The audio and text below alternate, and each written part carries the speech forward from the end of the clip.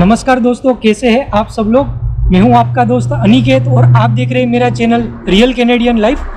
दोस्तों, आज के इस वीडियो में मैं आपको ये दिखाऊंगा कि कैनेडियन फार्मेसी कैसी होती है और उनके ओनर से भी मिलकर बात करते हैं कि कैनेडियन फार्मेसी के बारे में, यहाँ पर प्रिस्क्रिप्शन की सिस्टम क्या होती है, उसके अलावा फार्मासिस्ट को यहाँ पर क्या क्या अपॉर्चुनिटीज़ मिलती है, इन सब के बारे में आज बात करेंगे।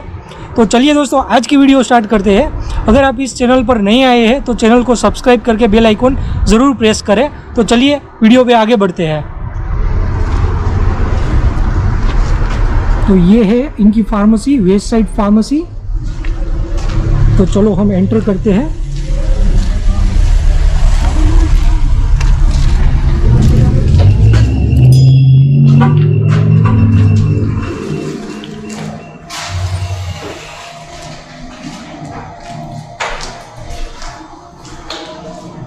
तो वीडियो पर आगे बढ़ते हैं और इनके ओनर से जानते हैं कि यहाँ पर फार्मेसी की क्या क्या सिस्टम है। तो दोस्तों, जैसे मैंने आपको बताया कि ये फार्मेसी, वेस्ट साइड फार्मेसी के जो ओनर हैं विपुल भाई छेता, जो कि गुजराती है। और आइए इनसे मिलकर पूछते हैं इनकी फार्मेसी स्टोर ओनर बनने की जर्नी के बारे में।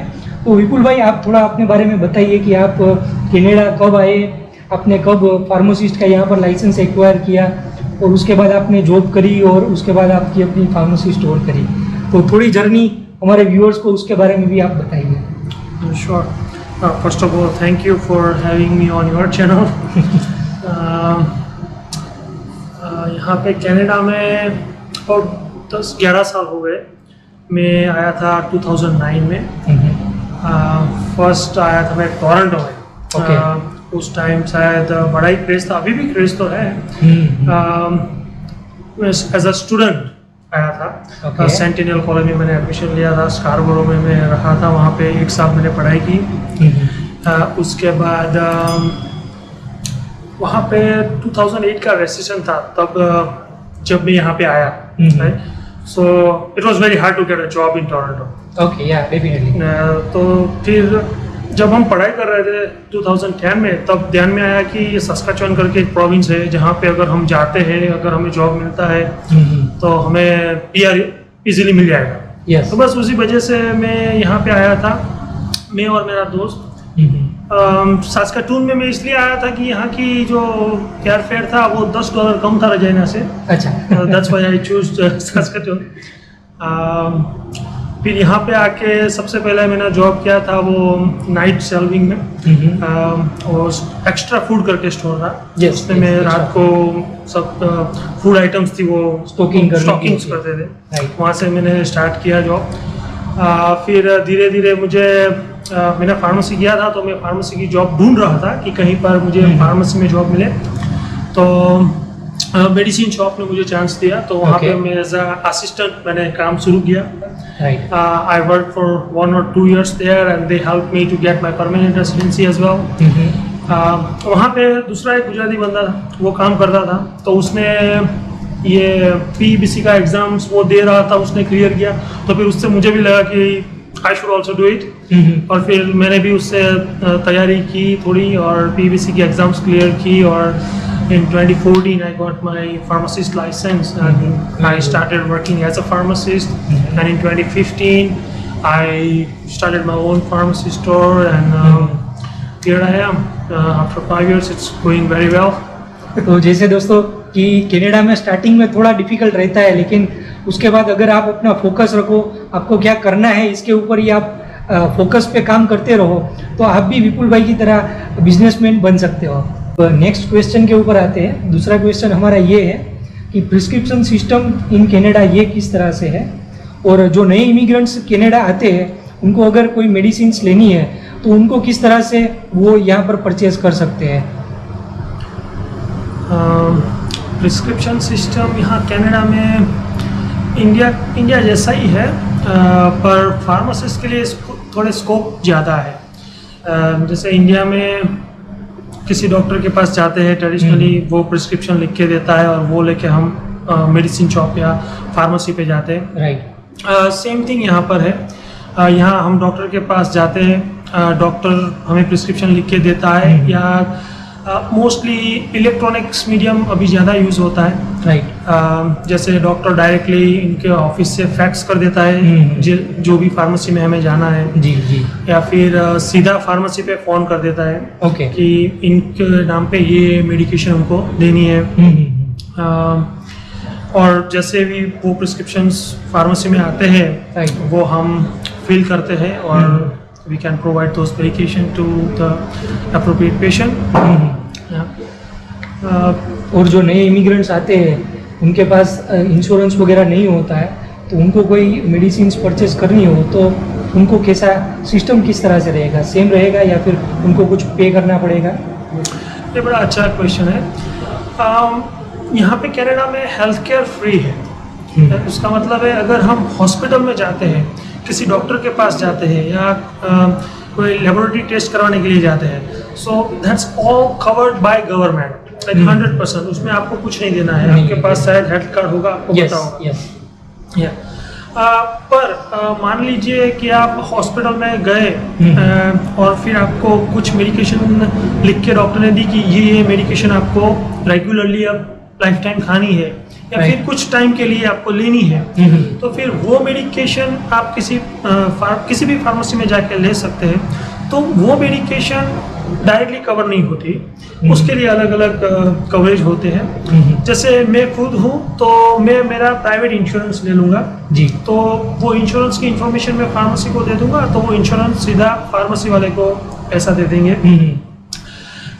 दूसरे जो गवर्नमेंट भी हेल्प करती है लोगों को, जैसे कोई कैनेडियन परमानेंट रेसिडेंट या सिटीजन है जिसकी इनकम बहुत कम है, ओके, तो वो कुछ फॉर्म्स आते हैं, वो फिलअप करके हम प्रोविंशियल गवर्नमेंट को भेज देंगे।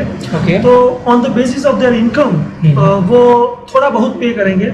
जैसे मान लीजिए $100 की दवाई है तो और हमारी इनकम बहुत कम है, तो गवर्नमेंट डिसाइड करेगी okay like he really can't afford his medication, so $100 में से $90 गवर्नमेंट दे देगी और $10 पेशेंट को देने हैं। ओके, उस तरह से गवर्नमेंट हेल्प करती है। दूसरा, like most people here in Canada who are on social assistance or who are native people, okay, उनकी medication 100% गवर्नमेंट के थ्रू कवर होती है, okay, so that is good for them too, right, और हमारे जो सीनियर्स लोग होते हैं, जैसे मेरे मम्मी पापा यहाँ पे आएंगे, अगर उनके पास PR है तो उनकी इनकम इतनी ज़्यादा नहीं होगी या फिर जीरो रहेगी, तो फिर उनके लिए ये जो मैंने बताया फॉर्म्स आते हैं, वो फॉर्म्स हम सबमिट कर देंगे, तो गवर्नमेंट अच्छी कवरेज देती है उनके लिए। ये एक अच्छी बात है कि यहाँ पर गवर्नमेंट इंश्योरेंस और गवर्नमेंट जो भी कवरेज देती है, तो उसके लिए लोगों को इतने सारे, जो कि दवाई के जो प्राइस है वो इंडिया के हिसाब से काफ़ी कॉस्टली रहती है, तो लोगों को यहाँ पर इतने पैसे स्पेंड नहीं करने पड़ते ड्यू टू द इंश्योरेंस। और भी कुछ जगह होती है, जैसे कि अगर आप जॉब कर रहे हो तो जॉब के आपके वर्क प्लेस के ऊपर से भी आपको एक इंश्योरेंस कवरेज मिलता है, उनमें से आपकी 80% या 90% मेडिकेशन का जो चार्जेस होते हैं वो कवर हो जाते हैं। और अभी नेक्स्ट क्वेश्चन पे हम आते हैं। तो तीसरा क्वेश्चन ये है कि फार्मासिस्ट है जो लोग यहाँ पर PEBC एग्ज़ाम क्लियर कर लेते हैं, उनके लिए यहाँ पर क्या क्या स्कोप्स है, उनकी इनकम कैसी हो जाती है और फ्यूचर में उनके लिए क्या क्या पॉसिबिलिटीज़ है यहाँ पर कनाडा में? बहुत सारे जो गुजराती होंगे वो फार्मासिस्ट है अभी कनाडा में। Yes yes. और जैसे हम गुजराती है तो सबसे पहली बात हमारे दिमाग में पैसों की आती है, definitely, how much you can make per year और पर आवर।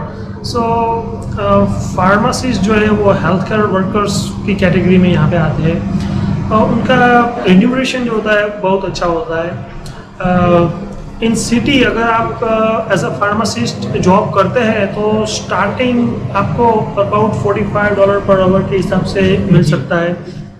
अगर आपके पास अच्छा एक्सपीरियंस है और आप अगर मैनेजर की रिस्पॉन्सिबिलिटीज लेते हैं तो फिर it can go up to $50 per hour too. Definitely. If you want to work in a rural areas, जैसे सास्काटून से 300-400 किलोमीटर दूर अगर आप जाना चाहते हैं, अगर जा सकते हैं, तो it can go little higher as well. It's negotiable. उसके बाद pharmacist can do lots of thing here in Canada. जैसे इंडिया में हम देखें तो हमारा सिर्फ एक ही काम है कि जो डॉक्टर ने लिखा उतना दे दो। यहाँ पे फार्मेसी सिस्टम को इस देश ने अच्छी तरह से चैनलाइज किया हुआ है। जैसे बात करें तो यहाँ पे हम फ्लू की वैक्सीन दे सकते हैं। They train us to give a flu vaccine. कुछ इंजेक्शंस भी हम दे सकते हैं। फिर बहुत सारी ऐसी दवाइयाँ हैं जो कि माइनर एलिमेंट कैटेगरी में आती है, जो कि पेशेंट खुद से डायग्नोस कर सकता है। उस चीज़ों के लिए भी फार्मासिस्ट प्रिस्क्रिप्शन लिख सकता है। जैसे मान लीजिए आपको एक्ने है स्किन मुहासे, तो फिर उसके लिए pharmacist can prescribe certain medication. उसी तरह से अगर आपको सर दर्द हो रहा है या फिर कोई इन्फ्लुएंजा जैसा है आपको, तो उसके लिए हम एंटीवायरल्स प्रिस्क्राइब कर सकते हैं। कोल्ड सोर है तो उसके लिए मेडिकेशन कर सकते हैं। ऐसी बहुत सारी कंडीशंस है जो कि हम सेल्फ डायग्नोस कर सकते हैं। तो फार्मासिस्ट को आपको थोड़े क्वेश्चन पूछने पड़ेंगे और उसके बाद वो डायग्नोस कर सकता है कि हाँ भाई ये यही कंडीशन है, और उसके बाद हम प्रिस्क्राइब कर सकते हैं। जो कि बहुत ही अच्छी बात है। हमारे इंडिया में फार्मासिस्ट को प्रिस्क्राइब नहीं कर सकते हैं, क्योंकि प्रिस्क्रिप्शन पावर जो है वो सिर्फ डॉक्टर के पास रहता है। फार्मासिस्ट कुछ OTC मेडिसिन दे सकते हैं, लेकिन उसके अलावा जो भी रेगुलर मेडिसिन है, प्रिस्क्रिप्शन है, वो वहाँ पर नहीं कर सकते हैं। Yes, that is correct. और जो नेक्स्ट क्वेश्चन पे आते हैं, तो जो इमिग्रेंट्स यहाँ पर नए आते हैं कनाडा में, नए इमिग्रेंट्स जो आते हैं कि जो ऑलरेडी दूसरे कंट्री में फार्मासिस्ट है, वहाँ पर एज अ फार्मासिस्ट वो प्रैक्टिस कर रहे थे, तो उनके लिए यहाँ पर एज अ फार्मेसी असिस्टेंट और entry level job in pharmacy, उनके लिए क्या क्या अपॉर्चुनिटीज़ है और उनके लिए उनको क्या क्या क्वालिफिकेशंस चाहिए? यहाँ पे हर फार्मेसी में एक रजिस्टर्ड फार्मासिस्ट तो चाहिए ही चाहिए। उसके अंडर में उसको हेल्प करने के लिए फार्मेसी असिस्टेंट्स होते हैं, फार्मेसी टेक्नीशियंस होते हैं। अभी सस्काचुवन में और बहुत सारे प्रोविंस ने फार्मेसी टेक्नीशियंस जो है उनको रेगुलेट किया है। मतलब उनके लिए एग्जाम्स ली जाती है, उनको ट्रेन किया जाता है, और वो लाइसेंस होल्डर होते हैं फार्मेसी टेक्नीशियंस। पर जो फार्मेसी असिस्टेंट्स जो होते हैं वो anybody can do the job. It's better if they have exposure to pharmacy field in other countries, that will be asset to them. पर वो जब यहाँ पे आते हैं तो सिंपली जिस तरह से हम अदर जॉब्स के लिए जाते हैं उसी तरह इसी जॉब के लिए आपको I think pharmacy to pharmacy जाके बात करनी चाहिए। डायरेक्टली जॉब अगर ना हो तो एटलीस्ट पूछना चाहिए कि हम अगर वॉलंटियर वर्क कर सकते हैं, जिससे हमें एक्सपोजर मिले कि यहाँ का फार्मेसी सिस्टम कैसे काम करता है, सॉफ्टवेयर्स कैसे काम करते हैं, डॉक्टर्स कैसे ऑर्डर देते हैं, मेडिकेशंस की डिलीवरी कैसे होती है, वो सब चीज़ों से if they are familiarised it will help them with their exams too. And if they wants to work and wants to make a career in pharmacy field, it will really help them.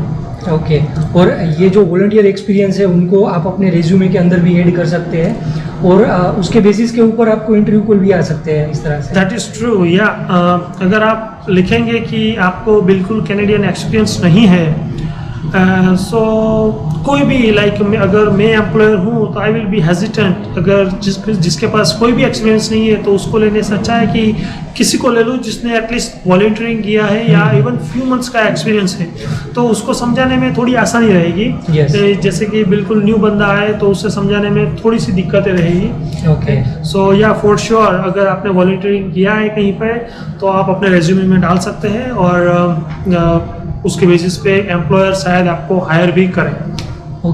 और हमारा जो last question है, ये जो question है जो pharmacist foreign countries में आते हैं उनके लिए बोनस होने वाला है।